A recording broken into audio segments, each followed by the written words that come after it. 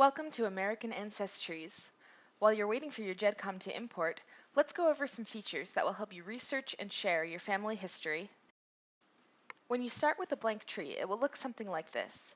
This is the default pedigree view of your tree. We'll go over the other tree views available in another video.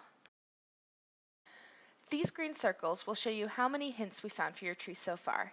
Hints are suggestions for sources you might want to look at based on the information in your tree.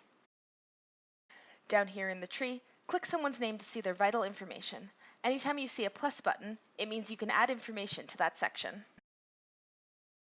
On this card, you could add more spouses and children, or parents and siblings, to continue growing your tree.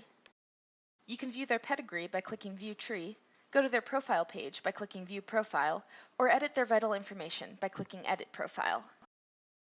When you view the profile page, you'll see all the information about them collected so far. This area at the top is the profile header. You can set the profile picture, set a cover photo, and edit the person's vital information by clicking each section.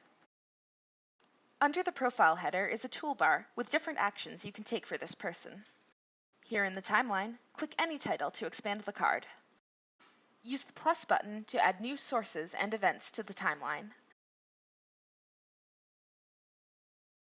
When we find hints to help you grow your tree, they'll be over here on the right.